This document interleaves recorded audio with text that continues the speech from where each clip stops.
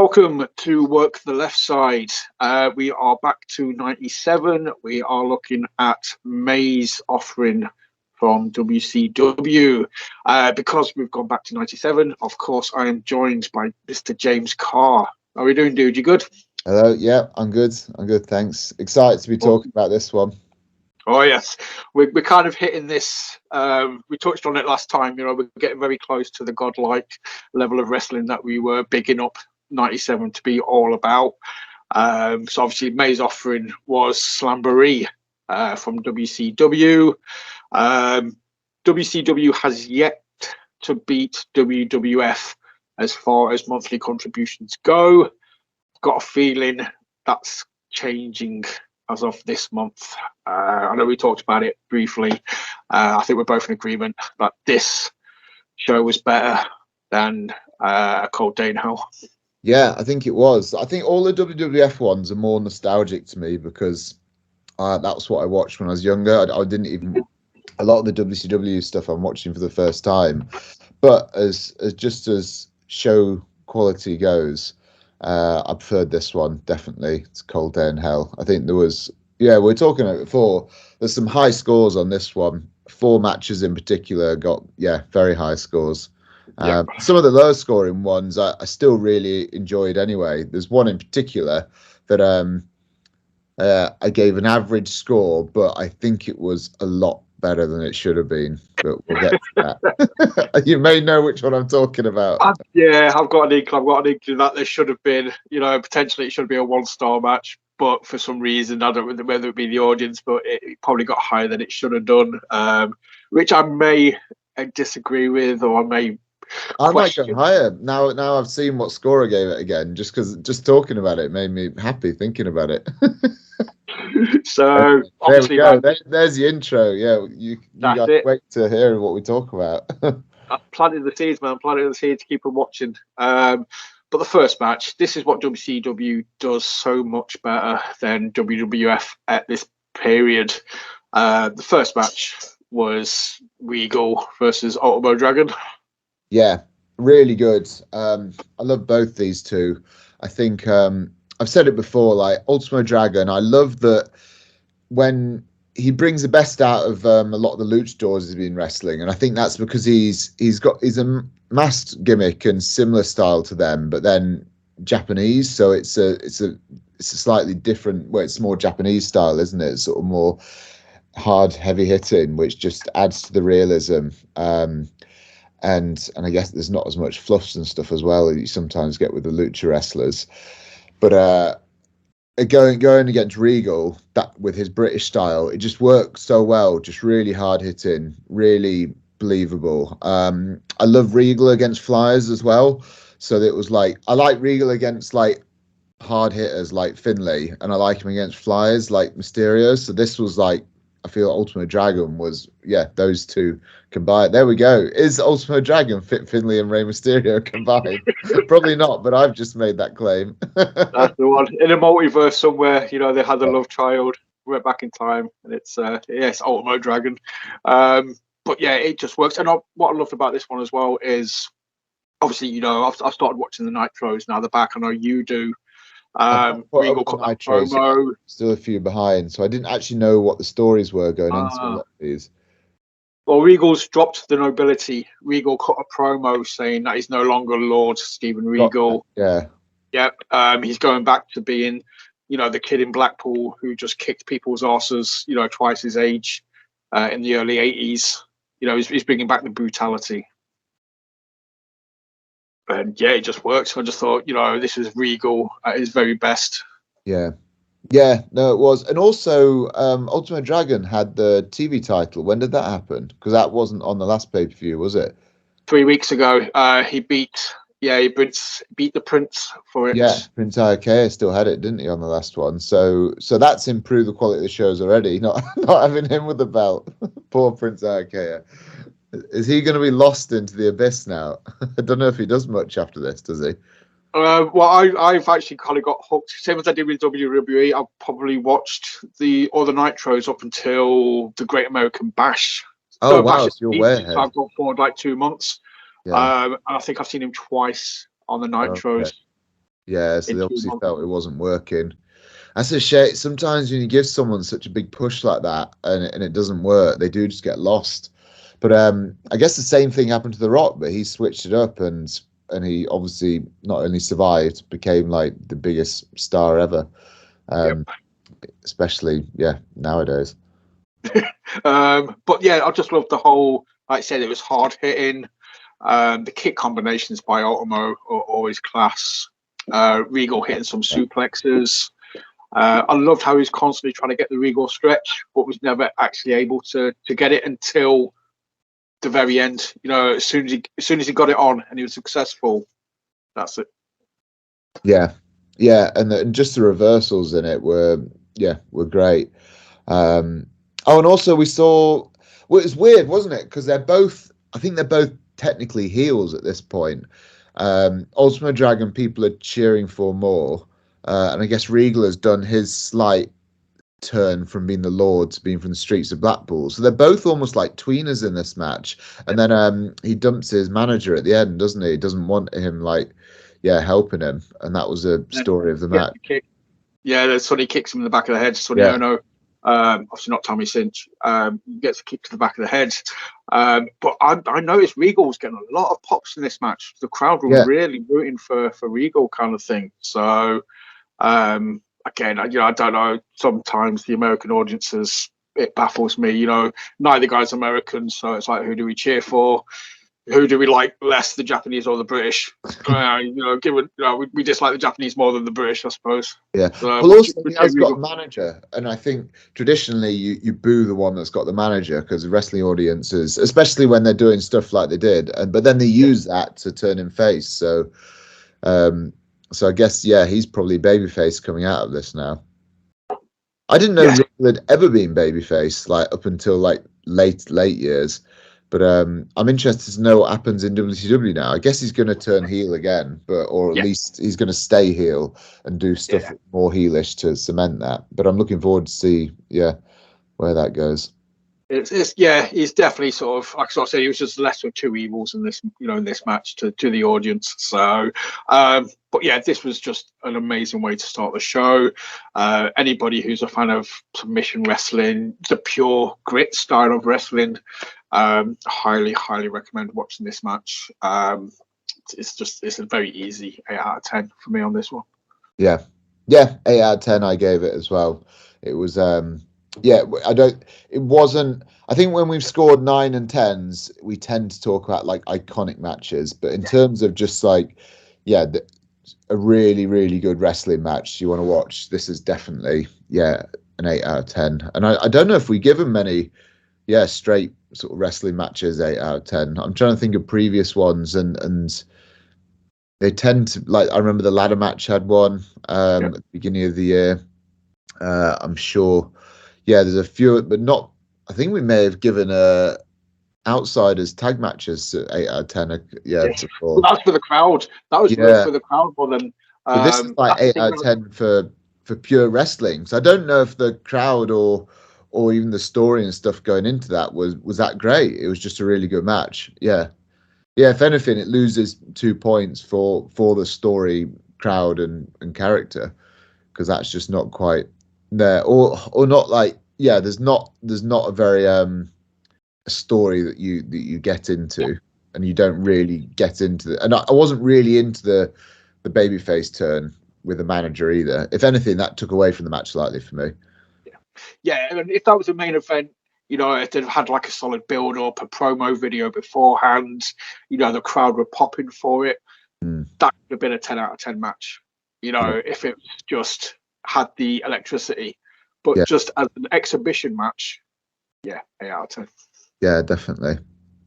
Oh, next up we had Luna Vachon and Medusa, which was it 6 months after? Was it? I'm trying to think when Luna got the number one contendership. Was it at Sold Out, or was it before Sold Out? It was October last year, wasn't it? But we saw her. Yeah, we saw her attack Medusa at the last WCW event, didn't we? Afterwards, so I guess that's been building on Nitro since, and it's good.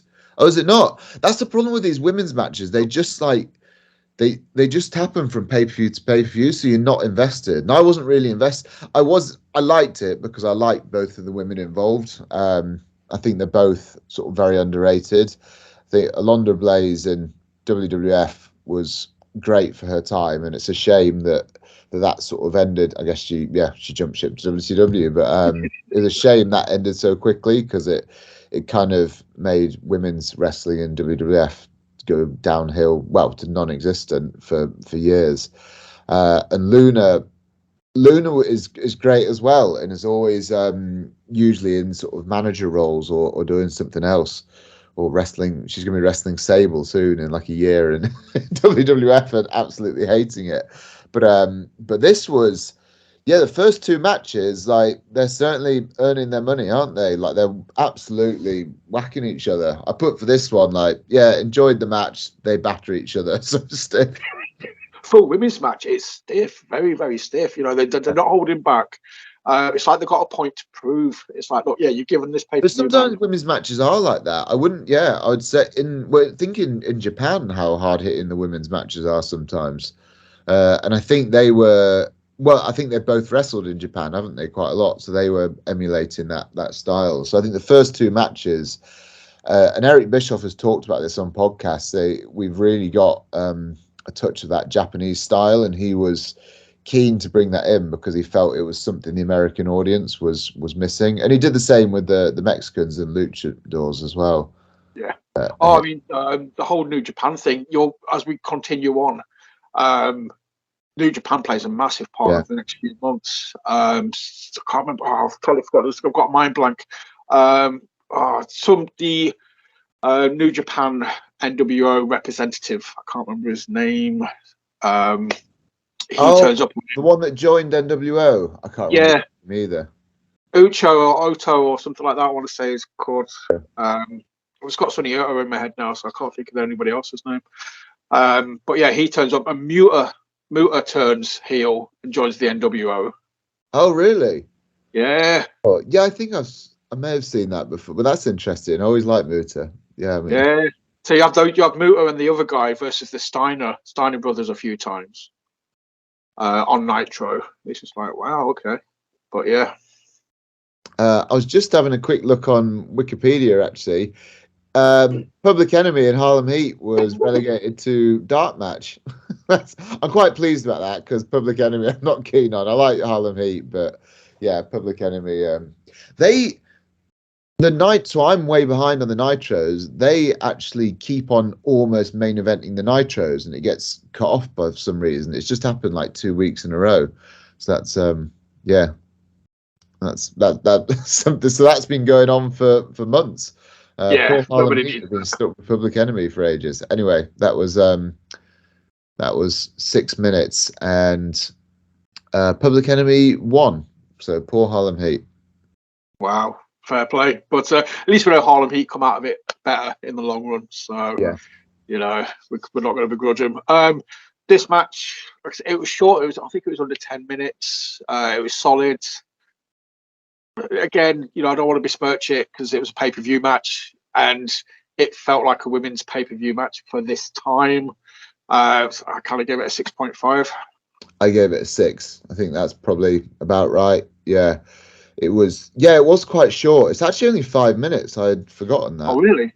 Yeah, I thought it was longer than that, but now I'm on the Wikipedia page. It was So I think a 6. I'm sticking with that. I'll stick with 6, and I'll knock 0.5 off because I thought it was 10 minutes. So I thought that was short. A 5 minute match gets. I'll give it a 6. Yeah, but I did enjoy it. It was better than average. Yeah.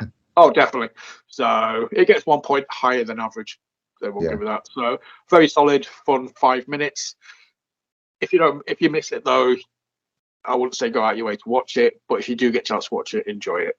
I think Medusa is quality. She just looks the business. She's hard as hell, and Luna's always good for enjoyment. Yeah. But what was next? It was Rey Mysterio against Yuji Yasuroka. Is that how you say it?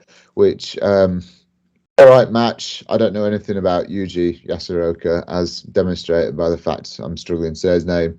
He made 2 appearances. That was it. Yeah, Is he from? Has he been brought over temporarily from Japan, or is he a permanent? Yeah, but not. It's not. It's not New Japan. It's another promotion I've never ever heard of. So it's probably some sort of up and coming starting promotion that was trying to get out there. That didn't last. So I'd say, yeah, it was a good match, but I wasn't invested in his opponent at all. Ray was great, but there was nothing further than that. I was into it. How about you? It was a Nitro match for me. So it was great to see Ray. It was nice to see Ray being able to do what.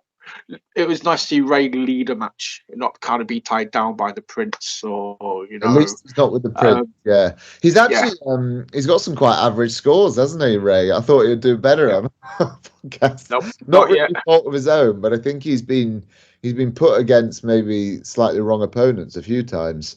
So I still gave it a 6.5, but oh really? Wow, I'll give it a 5 because I just thought it was yeah, maybe I'm a bit all about. I maybe being a bit over generous there because you're hyped after the first 2 matches, aren't you? Yeah, you're just hyped up after the first 2. Yeah, 6. Everybody gets a 6. Yeah, I think I did enjoy it because I enjoyed Rey Mysterio, but maybe a 6. I think I'll take it to. Yeah, it's just there's not much to report on it. It's just it was a good showcase for Ray. The other dude turned up. The West Coast pop always makes me go. Just the quickness of it. It's just at some point how somebody hasn't just smashed the top of my head in. Yeah, it's just a miracle. So yeah, that's that one done. What's next? Next match won't be getting a 5 or above. We're back on to, although it's needed, and we I talk about this a lot with True Grit, and I'm not comparing my roster, anyone on my roster, to Glacier, but this was good for breaking up the card and having something completely different, and people that like those silly characters, that would yeah, I guess it worked. Well, no, it didn't work, but it broke up the card a little bit and made the whole card a little bit more interesting, which I try and do it in different ways with True Grit by having different styles of matches and different stipulations and stuff. But I think it's that is important to have different stuff on there. Dude, I mean, now stuff is garbage sometimes. Now Sean's lost the open challenge. It could be time to reinvent himself. I'm thinking maybe. I saw the disdain on the podcast. It was too early. I was thinking it's too early. It's been going on for a year. Yeah, that was. I think Logan's kind of to get the timeline kind of span thing. I think he's you missed the first few, so he's only seen a few of them. So for him, he's seen like a couple of them and been like, oh, and it was like, no. So, but yeah, man, Sean only, no more open challenges. I think he should become, the British Glacier. Well, or Icicle. I think we'll call him Icicle. What's his space? We may not have heard the last from Sean only, and in his open challenges, he's been complaining to True Grit management about something.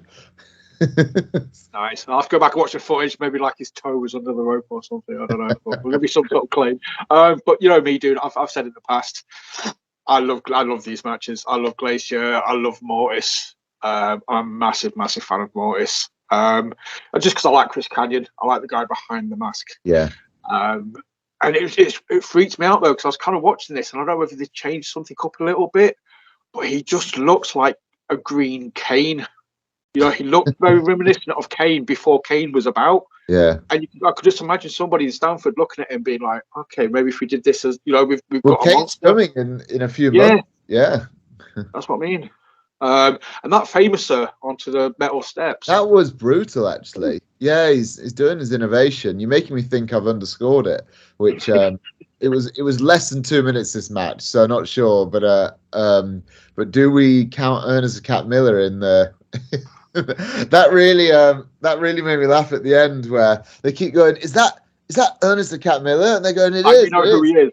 Yeah. And but then Bobby Heenan goes, well, tell them who he is. Tell the fans who Ernest the Cat Miller is. And Tony Giovanni's like, oh yes, I will. And he says he's a karate champion. Yeah, because we know who he is. That's the thing, they're expecting you to know who this guy is. If the 87% of people would not have had a Scooby who Ernest Miller was. You know, you've got to be a die-hard variety fan to have heard of this guy. Interesting story, though. I did a little bit of rummaging. Do you know how he got the job? He's Eric Bischoff's friend and training partner. He's his trainer, wasn't he? He was his son's. Ernest Miller was training Bischoff's son. Oh, it's his son. Oh, okay, yeah, that makes more sense given the age. But yeah, he was his karate. I knew he was friends with Bischoff, and he had some role in his training. I forgot it was his son. He talks about that on his podcasts. So yeah, obviously, Ernest Miller comes in. Obviously, I've kind of this continues on the Nitros. We get tag matches after this of Miller and Glazier versus Mortis and this Rath. is like the Mortal Kombat division, isn't it? Yeah. It is like, I like having different divisions, but it's but it just doesn't fit the whole feel of the show, does it? Because it's everything else, and he talks, and Bischoff talks about this as well a lot on his podcasts. Everything to him at this stage was like reality based, because that was very different to what WWF were doing when he took over WCWs. He was like, everything's going to be reality based gimmicks, which I sort of trying to do with True Grit as well. That's kind of the same formula I'm following, and this isn't reality based because we know that that's not really them, except for Ernest Cat Miller. But I suppose it is still, they've kind of brought him into this Mortal Kombat division, and what's and I'm sure they could have done it in a different way, because if you think of, well, the Cruiserweight division, it's got so many luchadors in it, their characters are ridiculous, but we accept it because of the confines of, I guess, because of the lucha tradition. But it seems it doesn't, some of the lucha characters are ridiculous. Like, look at El Calo, and is it El Calo? He wears he's on Nitros a lot. And Jerry Lynn's character as well, he's just called JL, isn't it? But there's loads of like funny, and obviously Super Calon character. But we accept it because they've got a backstory of it being part of the lucha culture, and therefore it's legitimate. So I don't know how they could have made this more legitimate, but making them like Mortal Kombat wasn't the way. No, definitely not. It just sticks out like a sore thumb, but I do love it. Like I say, I love it because of Canyon. I love it because of Mortis, and Mr. Freezy Bollocks, Mr. Chili Balls. It was just a mess up from the start. If you actually go back and look into the history of Glacier, they were advertising him for months and months. He was coming, and he just never came. And then when he did eventually come, it was just kind of like, it was just the most anticlimactic thing ever. So it's literally been fucked from the start, but it's enjoyable for me. It's car crash television. Yeah, it's car crash television. Yeah, good way to describe it. What do we give? Because the match was 2 minutes. So I gave it a point per minute, 2 out of 10. Possibly 10. Wow. No, this wasn't the worst. This wasn't the worst scoring match on the night for me. Oh wow! I gave it a 4 because of all the stuff afterwards. As a spectacle, maybe a 3 because I kind of like enjoyed the silliness afterwards. So I'll give it a 3. I know you're going to score lower than that. I think we may have a difference of opinion on that match. Yeah, we will see. So after this one, was it the Benoit match? Was it the tag match? Oh yeah, we've got that two in a row of very good matches, and the first is Jeff Jarrett and Dean Malenko. You think that's a good? Ooh. Oh wow! Did you not like this? I love this match. Ooh, for a Jarrett match, it was exceptional. For a Malenko match, it was so by the numbers. He was guiding Jarrett through it one step at a time. Oh, I quite liked it because I quite like the different. You got like the Deep South wrestling style that Jarrett does, and then the technical style that Malenko does. Oh yeah, I really enjoyed it. Maybe I'm more of a Jarrett fan than I thought. But I think I do quite like that sort of traditional pro wrestling style that that Jarrett does. I just at this point I don't really like his character at all. With the long haired Jarrett, I'm not a huge fan of. You're all about the slapnuts. Yeah, I don't know. I'm not a huge Jarrett fan at all, but I sometimes enjoy his matches. Like I quite liked his matches with Kurt Angle in TNA, and again he had a very. It was the intensity of Angle versus his like traditional wrestling style, and I quite like that traditional wrestling style sometimes. I don't know, man. Let's say it's just my disdain for Jarrett. I don't know whether I've got tunnel vision or it's kind of like the reverse of happy goggles. I've just got very tainted goggles when it comes to Jarrett. But for me, Malenko was working at a slower pace. It just seemed to me like he was guiding Jarrett through the match, like he was having to. Malenko was having to slow down so Jarrett could keep up. Yeah. That's how right. I saw it. That probably is what was happening. So yeah, you're probably right. But no, I put in my notes. Great match. Oh, okay. I'll tell you who improved it for me as well. I think Deborah is awesome at the moment on Nitro. I love everything she does. Like the way that she gestures to the camera, and she's always like she's doing the stuff about her beauty queen stuff, and it's just. I'm a big fan of Deborah here. And I don't think I ever was really in WWF, but I really like what she's doing. I prefer what she's doing here to what she does later in WWF. But for me, the ending peed me off as well because it set us back 2 months, or it set us back 4 weeks. Leading up to this match, Mongol and Jarrett had kind of started to get on, and at the end of this match, it's just set it back another 4 weeks. It's like 1 step forward, 5 steps back. And then later on, it's gonna change again in the show, which was a bit weird. Yeah, again, in connection, it just makes no sense. The ending of this match totally confuses me with the ending of another match kind of thing. It just doesn't fit. Yeah. But yeah, as soon as McMichael turned up at the end, I was just like, oh. No. But yeah, I can understand why some people would like it. I don't know if I'm being overly harsh. I'm some people. I liked it. That is fine. It got a 5 from me, unfortunately. I got a 7 from me. Yeah. So you prefer the women's match to this one? Yeah. And that's not a slate on the women's match, but I feel this one was quite short, the women's match, and I felt I got into this one more. Yeah. Yeah, I mean, like I say, I don't know.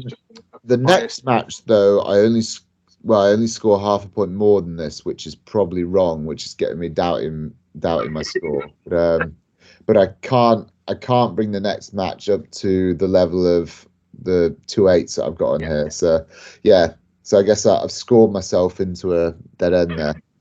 So what's the next one then? Benoit and Meng. Yeah, dude, this was so much better. No, again, difference of opinions. It's totally fine. I agree. I loved it. I love this match. I almost want to give it an 8 actually, but I don't feel I can. I don't know. I almost do want to give it an 8 because I love Meng so much. Like the way that, and I was so happy that he was in this role because he's always like kind of stuck in tag and I love Face of Fear as well, but they're always they're very mid-level tag team. So for him to come in and beat Benoit in this sort of style of match, it was like a TKO match. They had to knock him out, didn't they? Yeah. Because he sort of said, before the end, you saw him look at Nancy and be like, don't throw in the towel or don't quit for me kind of thing. On Wikipedia, they call it a death match, which it wasn't a death match. was it a Texas death? It wasn't a Texas death match because that's where you pin them on the outside and they have to get to the ring, isn't it? So I don't know why they've called it a death match. It was a submission match. I love the finish as well. I think maybe some people will think it's a bit hokey, that submission where they just put the thumb in there, but I really liked it, and the way he caught it from the headbutt as well. It was just awesome. Benoit was throwing German suplexes. It started off literally like he had him down in the corner within 10 seconds, just kicking him, stomping a mud hole. Benoit doing the tenacious kicks. It just hit the ground running, and it was just solid, just hard hitting. It was technical when it had to be. Like I say, Ming's just an absolute force. He's got the reputation of being the hardest man in any locker room. I think that helped as well to the legitimacy of the match.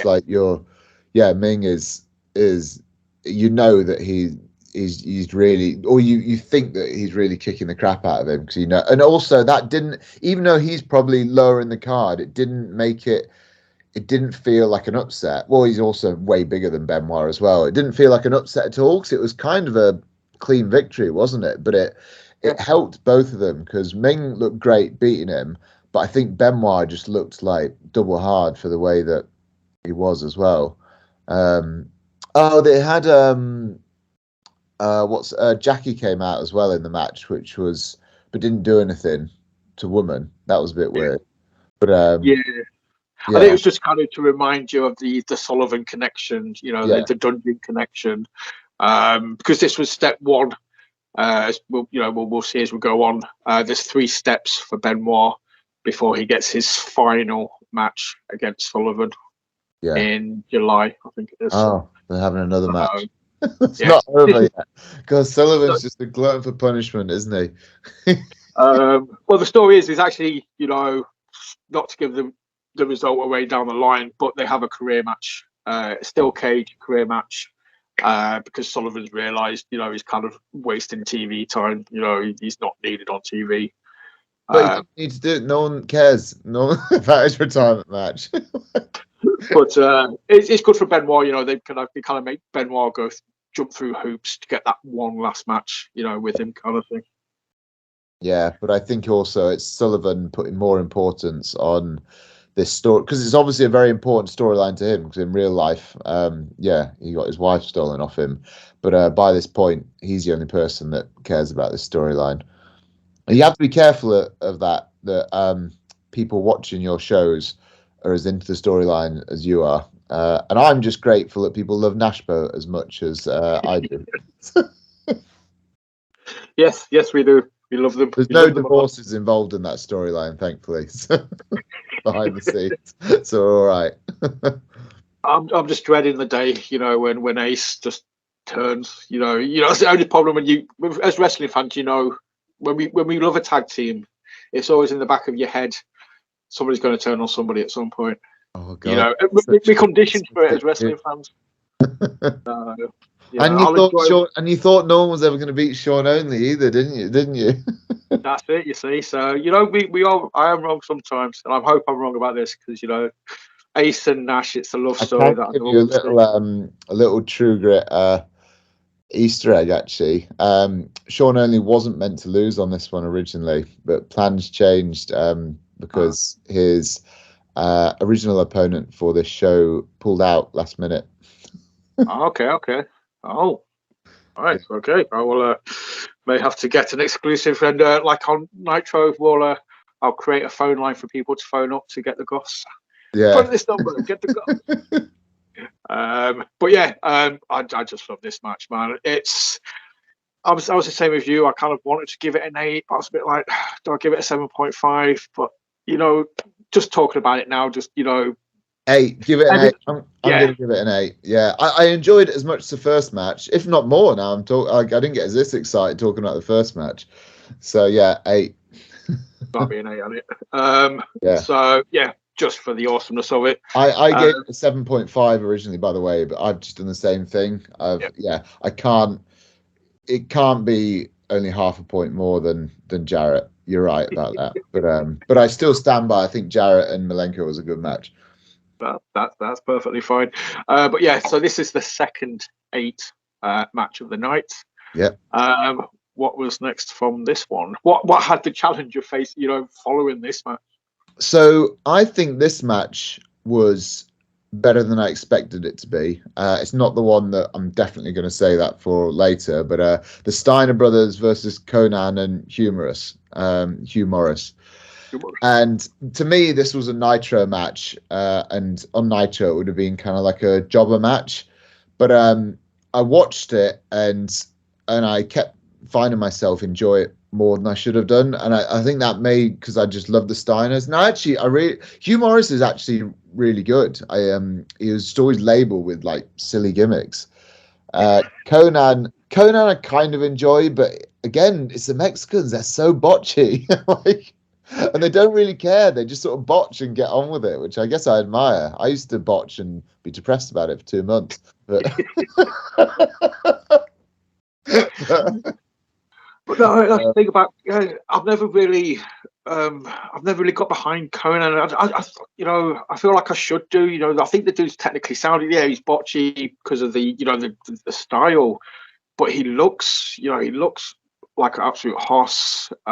He's huge for a Mexican wrestler, really. Yeah. I just never kind of clicked with him. He's never really somebody that I would never go out my way to watch a Conan match kind of thing. No, I've never clicked, and I always watch his matches, and I always think like it doesn't really flow that well for me. No.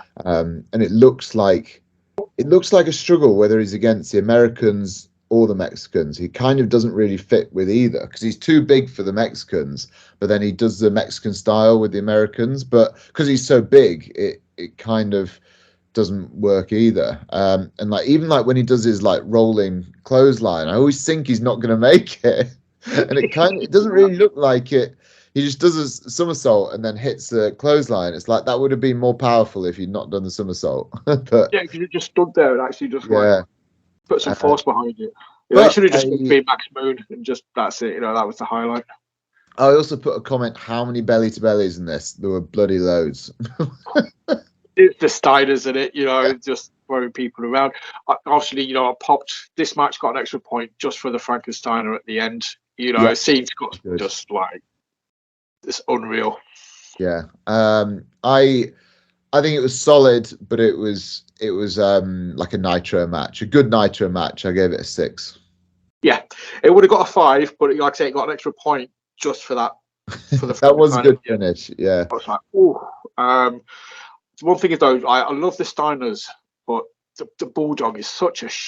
I've never once seen him hit a good-looking Bulldog, off the top rope. Such a sloppy-looking move, and I hate to besmirch the Steiners because they're awesome. I just hate that move. Well, low-key, like I might get daggers at dawn, whatever the saying is. That meme where all the swords are on the guy. Rick Steiner's like he's not that great. Like he's sort of like he doesn't do that much. I love him because I love him running around doing his dog thing. But he doesn't. He kind of like just lets Scotty get on with it, doesn't he?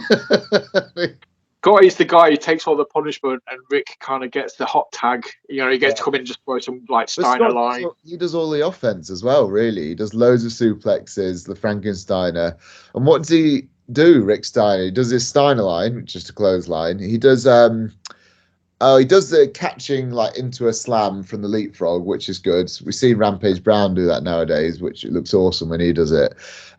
He does like he sort of power slams them into the corner and then out. That's he doesn't do it so much now. He did that a lot in WWF, but he sort of punches and kicks a lot. Maybe does a few belly to bellies as well. But and a shitty Bulldog and a really and of course the only I guess signature moves that he does is a clothesline and a shitty Bulldog. That's his like signature moves, and then they both do belly to bellies. Yeah, and his belly to bellies aren't as good as Scott, but he barks like a dog better than anyone on the roster. So a lot better than Hogan. Have you seen that clip of Hogan barking like a dog? It's so funny. It's real. Oh, if it ever comes up on my Instagram again, I'll send it to you. It's like two comedians doing a podcast and they're talking about wrestlers and they're talking about how Hogan can't bark, and he does, and he tries to do like he meant to go like hoo, hoo, like a bit like Scott's Rick Steiner would, but he goes bah wah woo. It's really funny the noise that he makes.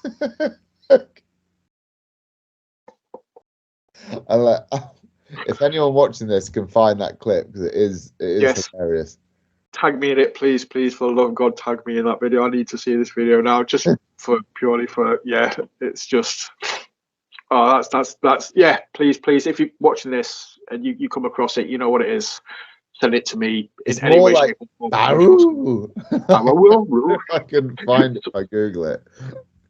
Some really piss poor like Scooby Doo impression was like row, row, row, row. But yeah, so anyway, after the tag match, sorry, yeah, 6. This got a 6. Oh, I think I found it.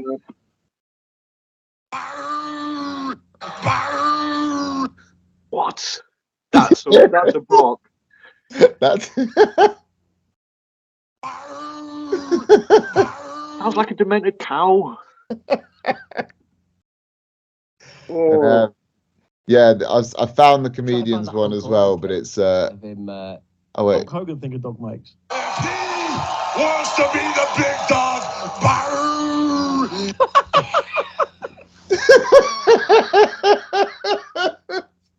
There you go. You can edit that clip into the podcast.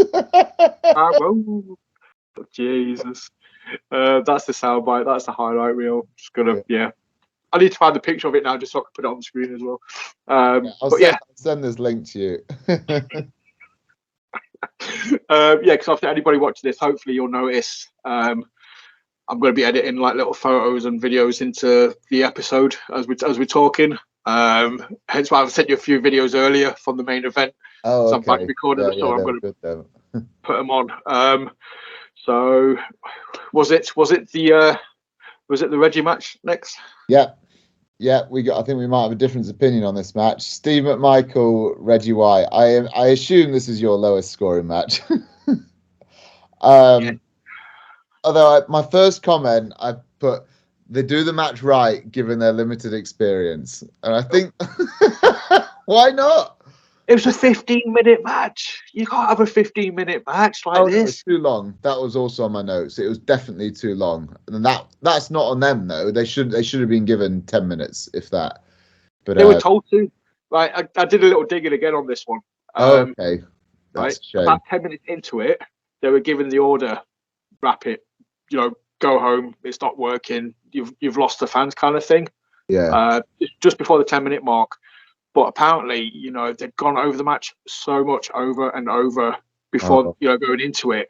They were so set on they couldn't wrap it up early. They didn't know how to wrap it up early. Yeah, they know they're both green. Obviously, yeah. Steve McMichael's been doing it a year now, but he's still really green. So, and that's what a lot of wrestlers do. I did that when I started. Like, you want to get through everything you've planned, and you go over, and you can't like edit on the fly, which that's the sign of a newbie wrestler. And obviously they were. Obviously the wrestling wasn't good. I found it fun for what it was, but yeah, it was too long.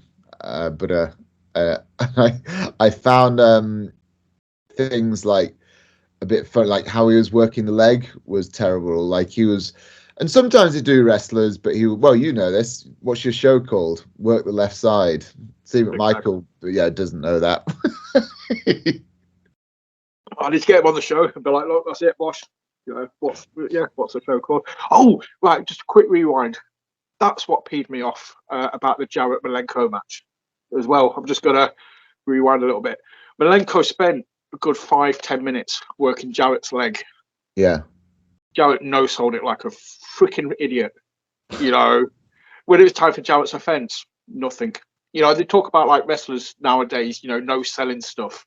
Like moves not meaning anything. Yeah, that's a good point. Jarrett was doing it 26 years ago. Malenko spent a solid 10 minutes working his leg. Nothing. Yeah.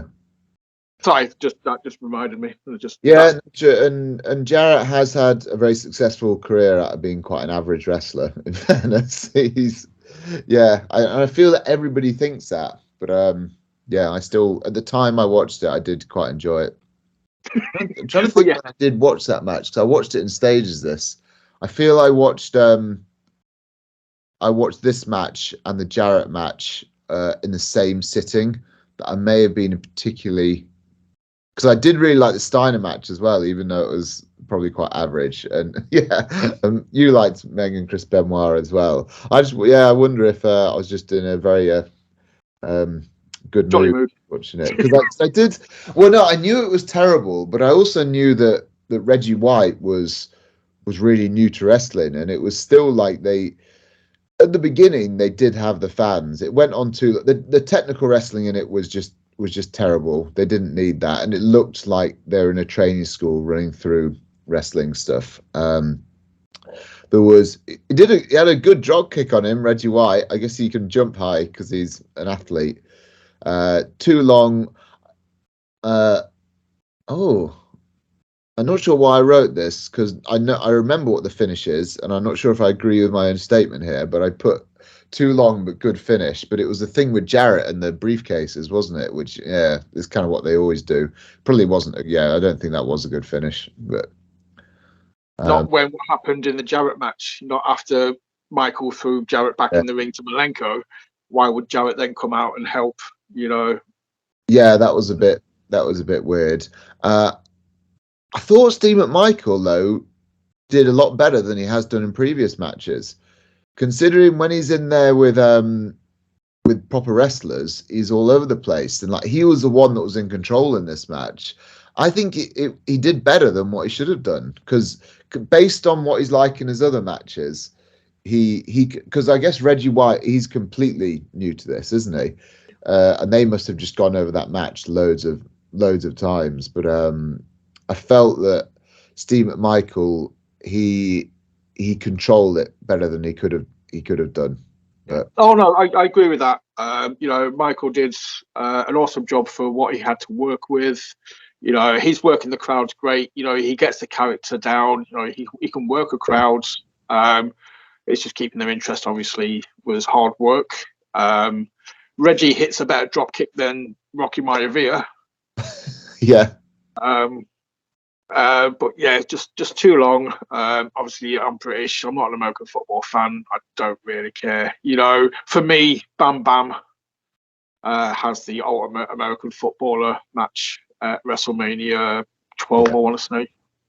Yeah, WrestleMania 11. Lawrence Taylor, Bam Bam Bigelow. That was better than this match for sure. Yeah. But Bam Bam Bigelow is a lot better than Steve McMichael. But that's what I mean. If you're bringing somebody in, I get the story, but put him with somebody who can lead the match. Put him in with somebody who you can. I don't know, man. It was just you got a 3 for me. I just gave it a solid 3. Yeah, I gave it a 5. Okay, probably too high, but I quite enjoyed watching. It got a bit of admiration for Steve McMichael. I feel I've been following his career for a year now, watching these Nitros, and I thought it was a bloody good effort from him considering where he started from. So I'll give him the. He got some improvement points. I thought that drop kick was good, but also it got a lot of chuckles from me as well, which probably bumped up the scores because there was some funny stuff in there. But also I liked the finish at the time, but I do take that back. I don't think it was a good finish. So maybe it should be a 4 or 4.5.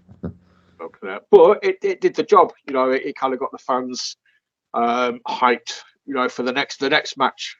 Yeah. As big as this match would have been, the next match just feels huge. Yeah. Big main event. Second pay-per-view without Hogan as well. Yeah. And another better than usual main event. I feel like there's a correlation there. Obviously, if you've seen the promos leading up to this, I love the whole story, where Flair and Piper kind of cut a promo saying they paved the road, they built the road for the stars where they are now. Obviously the outsiders are like, the road's shit, it's full of potholes, it's shattered, it's battered. We're here to retarmac it. Yeah. Flair was awesome coming back. It was it was good to see him. They've been building up to that for a while as well, haven't they? It's in Carolina as well, this, isn't it? Yeah, it's in North Carolina. Yeah.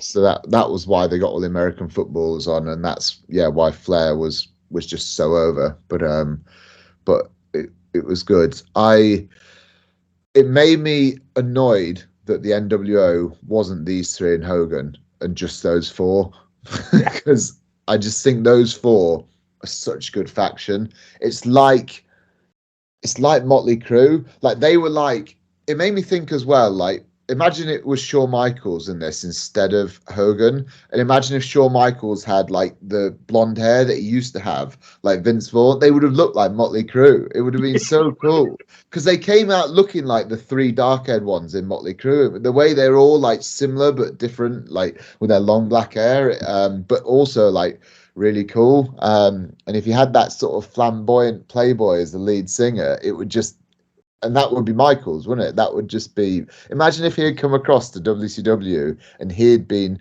I mean, it wouldn't, because it wouldn't have worked as well because Hogan's Hogan, but in a fantasy world, he'd come across to WCW and changed his hair up, and there'd been like a foursome, the NWO. That would have been quite cool. I feel it would have been a cooler group, but yeah, Hogan's a bigger name. Yeah, that's the thing, isn't it? Like in a multiverse somewhere, you know, that happened, and yeah, you know, Hogan got booted and Michaels replaced him, and you know, we got Degeneration WO. Yeah, Some sort of weird Triple H if that had happened. Yeah, Triple H would have been on his lonesome, wouldn't he? And I suppose he's going to be on his lonesome soon anyway. But I don't think he could have. He wouldn't have been able to start DX without Shawn Michaels. No, he would just been with China. But yeah, man, Nash. It's also obviously awesome to see Nash back. You know, not Nash, sorry, Hall. You know, Hall's been missing for a few months. Oh yeah, I forgot about that. Yeah. The Hall's back. And then yeah, you know, so we got the Outsiders or the WolfPac, the original WolfPac, versus again another American football reference in here for the Yanks. Obviously Kevin Greene, who plays for the Carolinas. Obviously Roddy Piper, and yeah, a returning Ric Flair who's been out for 8 months. Yeah.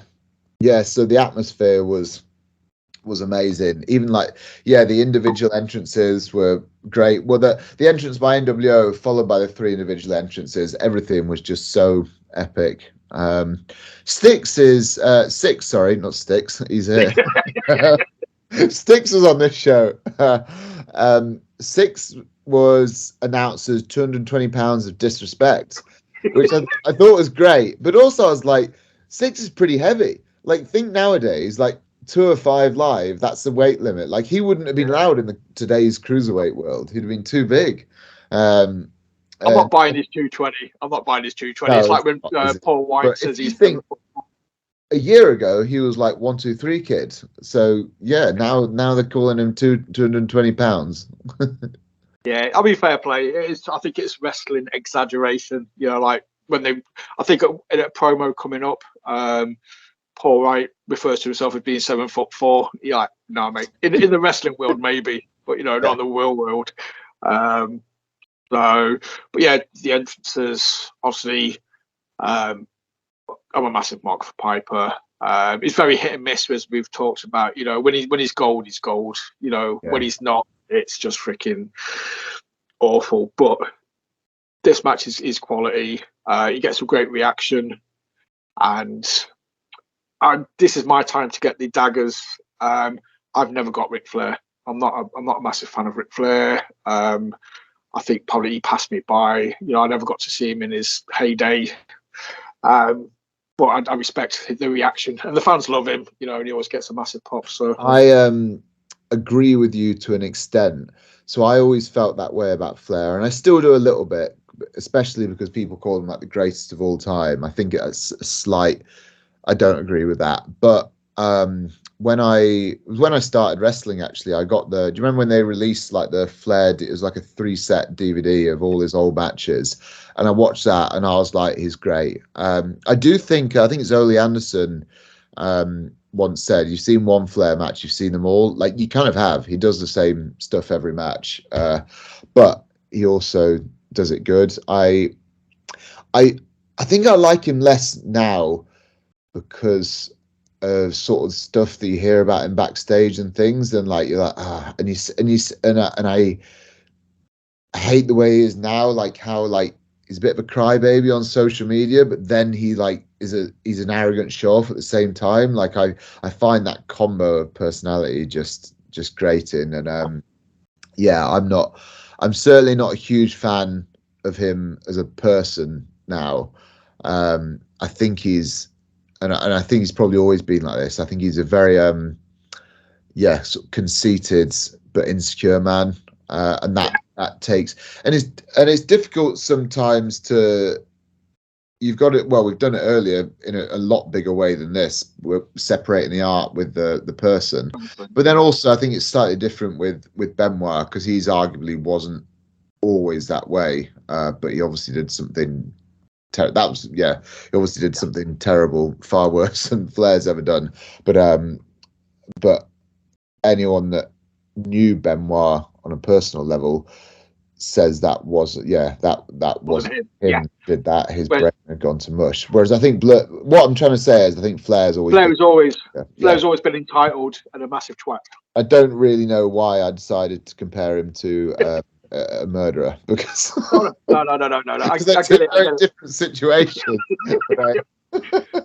I get the intent. I wanted to say it because I was about to say, like, talking about separating the artist with the person, and then it just felt a bit ridiculous. We were saying it for Flair and we didn't say it for Benoit, because that's obviously a lot bigger situation. So that was the mental gymnastics why I got there, but I think it was probably unnecessary. But the match. Back to the match. I thought, saying we both don't really rate Flair, I thought it was good in this match. I know how much Six does rate Flair. He absolutely loves him, and you could see him being like a happy fan in this match. I thought that was great. Like the way he was bumping around. Flair's a bit botchy as well. They botched the double down. Did you see that? Yeah, and also they do the same spot straight away again, and that's something you teach in wrestling school, is if you botch, don't go straight back to the same spot. Do some other stuff, and then either do something different, which would be even better, or like work out a slightly different way into the same spot. But they did the same thing, and it was so obvious that and it was Flair that messed it up as well. But he has been away for 6 months, so I guess he's not on Conan's level, but it starts off absolutely awesome. Obviously, first two people in, Flair. Like I said, Six is popping huge. He's just a massive fanboy in there. He does level him with a hell of a spinning roundhouse heel kick, though. That's just, again, that's one of the clips that I will put in here in a second. But yeah, Flair sells it awesomely. But for me, it's all about Nash and Hall. Not just the in-ring work, the facial expressions. There's two moments. After I've shown you one of them. There's one bit where Flair's posing it at Nash. He chops Nash's face is just on the ring apron, and just Nash's face is like, he just looks like he's just pissed on my cereals. He legitimately. The bit for me was very similar to that, where he chops everyone, and then and then Nash is the last one he chops, and Nash doesn't sell it. He's just like, Is that the same bit? Yeah. That bit. That was great. Those two reactions for me, they were the same. I thought they were two highlights of the match. But then, like I said, I posted it earlier on Facebook about, like, when you give your kid too many E numbers when Kevin Greene comes in. Yeah, that was funny. I saw that. Bouncing around, and Scott Horst was just like, "Freaking mental, mate! What are you doing?" And you can tell there's a bit of that's real. Where Scott Hall's like, "What are you doing?" Love Scott Hall. But fairness to Greene, the crowd are so up for this match. I think there's one bit when he's doing that. I think he kind of, Hall goes for the clothesline, Greene ducks it, bounces the rope, and then he just shoulder tackles him, and the crowd pops, man. Like, the ceiling's going off of that place. Yeah, he bumps Nash, doesn't he? Yeah. Nash is pretty generous with his bumps, considering he's such a big guy. He was always like that with Shawn Michaels, and I don't think it takes away from him being a big guy. For all the hate that Nash gets for his terrible wrestling, which I don't actually agree with. Because we've rated Nash a few times really high, haven't we? God, we're being real against the grain on this podcast. Flair's shit and Nash is great. There's your soundbite. Oh, I know. I love it when, like, Kevin Greene's in the corner and Nash is, like, throwing high knees, and he's doing the back elbow that he does, and he's just getting in Greene's face, and he's just like, you know, I can't remember that I wording, but it's Kevin like, Nash oh, is a better person than Flair as well, so he's 2-0 on Flair. there we go, you see. But yeah, he's just getting in Greene's face. It's like, oh, what do you think of that football, boy? Yeah. Like, Good camera work there as well. yeah. So yeah, Nash is awesome.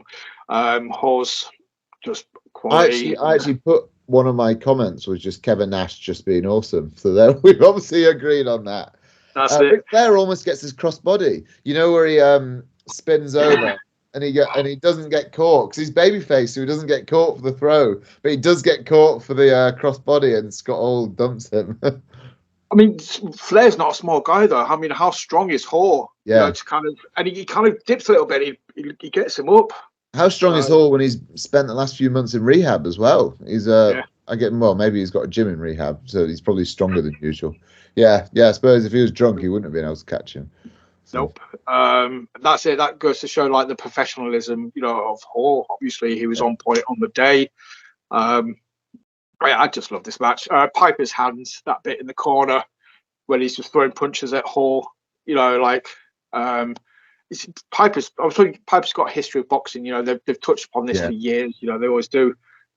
He's got fast hands, man. He's just genuinely, when he's throwing punches, it's like, yeah, he's good. I always think Piper, like, his wrestling's like never amazing, but it's still like exciting. It's exciting wrestling. Like, he just sort of does like an exciting brawling style, and you get captivated by it, by the way that he has such energy.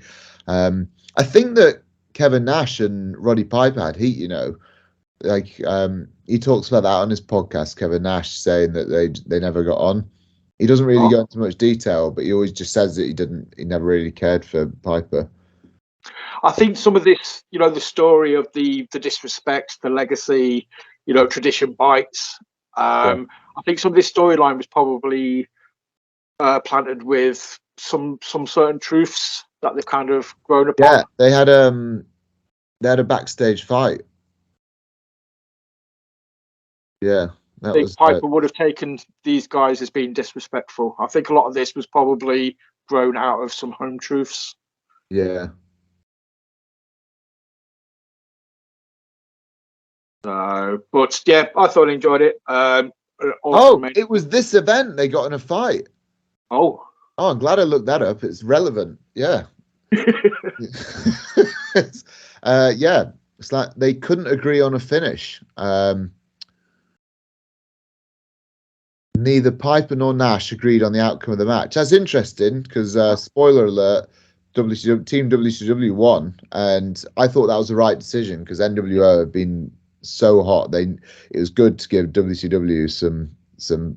Although I still don't view Piper as a WCW guy, and Kevin Greene's not either, but Flair very much is. Yeah. For the point of the story, it works. You know, the commentators loved it. They were bigging it up. Off script, apparently. When the match came to a close and the wrestlers went backstage, all hell broke loose. This is where, so apparently that wasn't meant to be the finish. It seems like a very coordinated finish. That I don't. Because Piper got Piper got the sleeper on Nash. Yeah. Unless Piper didn't let go and he was meant to let go or something, and then just Nash had to go with it. Yeah.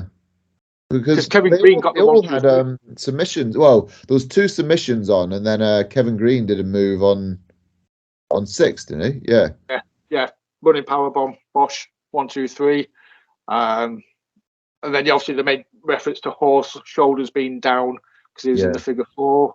But yeah, I mean, I agree with Piper on this one, and I thought it was a great ending. I love the way that Greene was kind of like patrolling the ring, stopping people from getting in.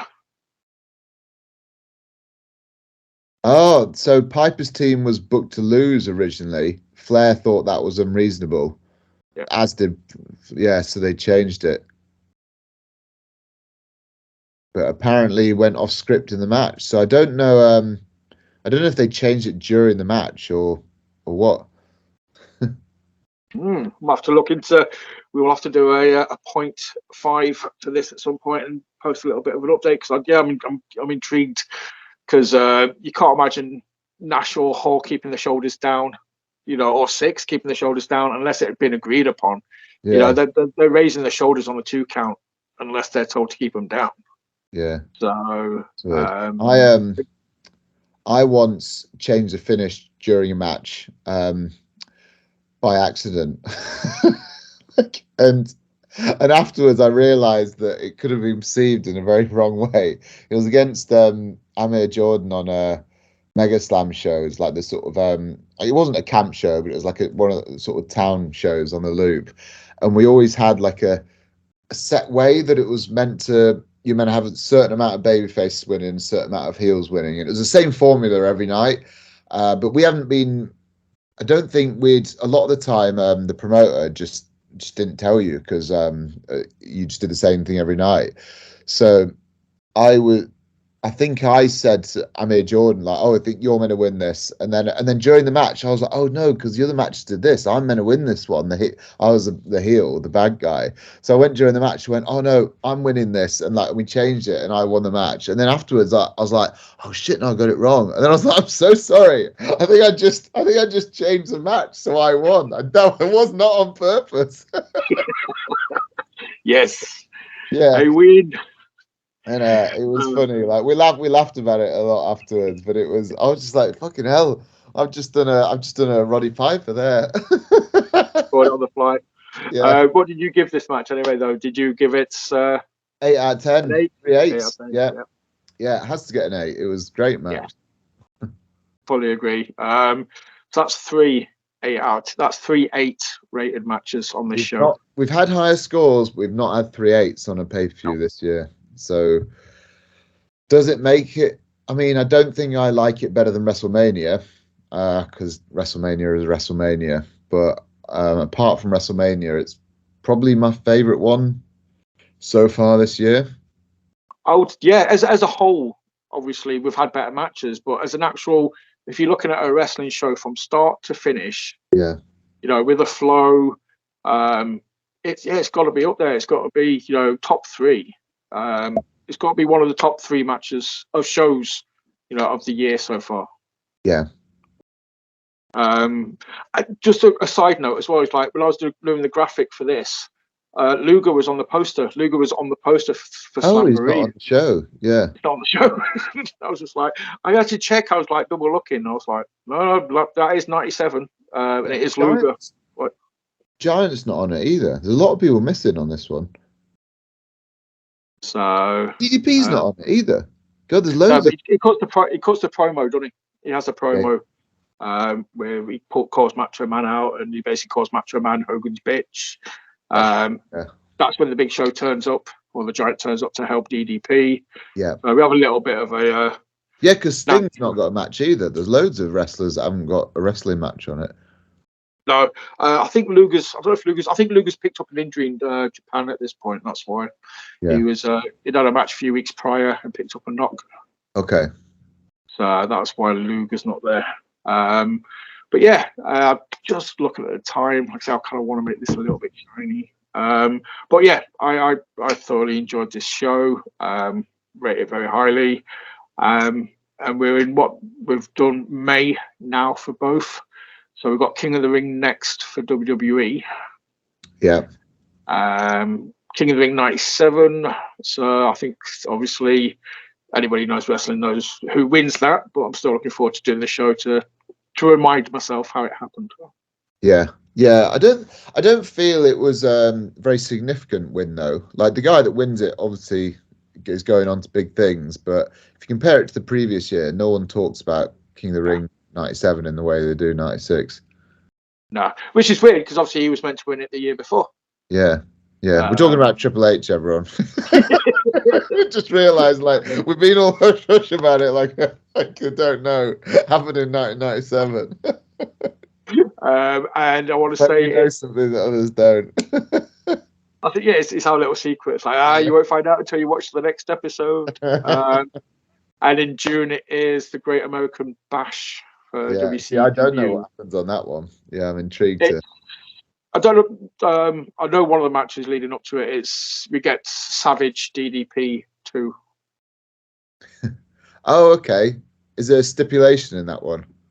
I can't remember for the life of me. I've just literally over the last 2 days I've watched like 2 months worth of Nitros, and they've all kind of like merged into each other. I'm pretty certain we get another Medusa match, and it's a career match for her for the women's title against whichever Japanese star has the WCW title at the time. Kira Hogan. I want to say Kira Hogan, but I'm pretty certain that's somebody from AEW now. Yeah, it's I think something is. Hogan. I'm sure it's. I'm not sure. Yeah, we will see. I'm not certain. I'm not sure if it's Bash at the Beach or Great American Bash, where it's Rodman and Hogan. Sounding names in WCW. That's one thing I've taken away from doing this podcast. The names. Yeah, it's Great American Bash is next, but Bash at the Beach. Then Bash at the Beach is after that. Yes, they got 2 bashes in a row. That's crazy, isn't it? Well, we just had a Stampede, and now we've had a Slamboree. Yeah, it's very similar.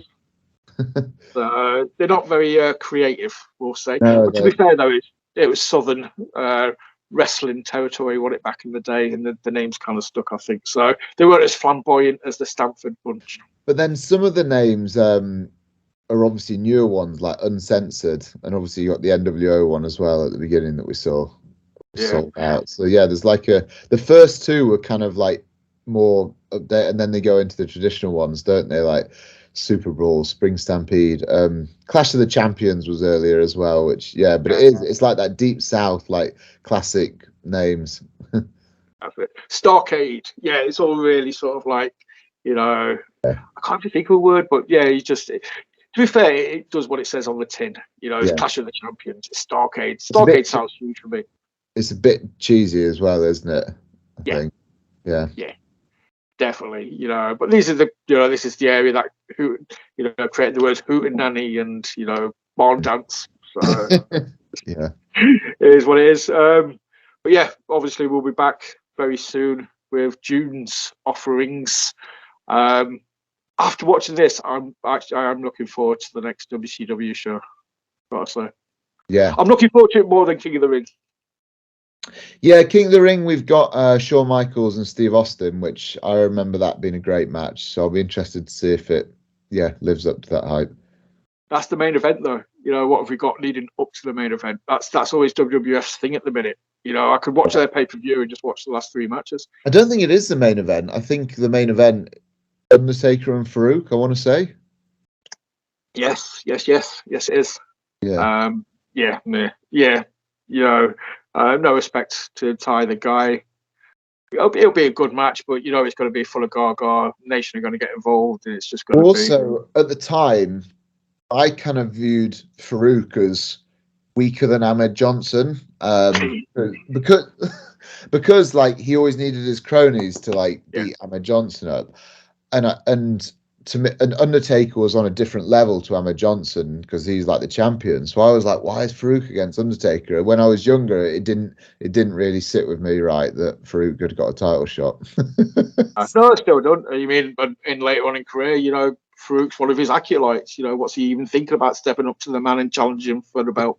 Maybe it's this match. They're sowing the seeds now. Maybe it's this match that made him want to be an acolyte. And then later on, JBL fused with that's funny, isn't it? Like the tail end of the Acolytes and the APA, if you count them as the same thing, both of them feud with Undertaker. Yeah, because Farouk feuds them, then Acolyte starts, then APA ends, JBL gets a belt and feuds with Undertaker. That's the way in, it's the way out. That's it. It's just like we don't know. Not many people wanted to work with JBL, so Taker's like, okay, I'll do it. Fine, fair enough. So, but right, I'm going to wrap it. Obviously, plug the socials, plug the True Grit and all the goodies. Yeah, well, True Grit Wrestle on Twitter, True Grit Wrestling on YouTube, Instagram, and Facebook as well. But check us out. We've got the True Grit Rumble coming up on the 13th of January. Need to start doing some announcements for that, so I will message my graphics guy and see how they're doing. They'll be coming soon. Obviously, I'll tag him. I'll share everything possible going as well. So, seeing as we are the proud sponsors of True Grit Wrestling now, I will make sure that I sing high from the rooftops and make sure that everybody's fully aware of what True Grit is doing. Kudos on the Rumble poster as well, dude. You know, big up to your graphics guy for that one. I believe it's Elliot. I want to say Elliot did the job. Yeah, he all the really good wrestling posters you see in the UK are usually done by him. He's fantastic. There's other good ones as well, but I just think he's he's on another level. He's great. That's it. Yeah, the Rumble poster looks awesome. So obviously keep your eyes peeled. Any announcements, any match announcements. Looking to see what's going on with ZZ and the women's title. As soon as that gets announced, so I've got any information for you. Obviously, I will be talking to her next month. So hopefully I can pick a brain about that match. Yeah. Oh, it's got ZZ on next month. Yeah. Be good. Yeah. So, quite a few people on. Yeah, you know, I kind of tried to get them on, and we can hype them up. Yeah. And obviously, that's the thing. I mean, I think obviously she's in other promotions, but I am very much classing ZZ now as one of the next big things in True Grit for me. She's just she's a force. She's definitely somebody that could, be one of your main eventers for the next 5-10 years. ZZ is a great example of someone that has come in and just really made use of every opportunity. She initially came in to face Rio in the first round of the True Grit Games for the Women's Championship. And I didn't know much about her at the time. A lot of people were bigging her up and raving about her, but so I put with Rio, and that match was really good. So I put her on the next show in a tag match, and again, she just were. And then I think there was a show. Oh yeah, she's been on a couple of shows where someone had to pull out, and again she just came in and just really excelled. And then that happened on Last of the Summer Brawl as well against Daisy Jenkins, came from Scotland, and it was two completely different people in that match. It was meant to be two different wrestlers initially, and it was just they both did great, and ZZ really got over. And then this time in the four-way really got, so every time she just sort of exceeds expectations, and really gets over. So kudos to her. Yeah, definitely. I'm looking forward to speaking to her. So anyway, thank you for watching this. Obviously, keep your eyes peeled. As I said, I will always let you know what's going on with True Grit. And hit like, hit subscribe, share. We will be back next month for more 97 goodness. And obviously, keep your eyes peeled for announcements for future guests as well. So I will let you all go. Thank you for watching. James, thank you for talking to me. And as always, it's been awesome.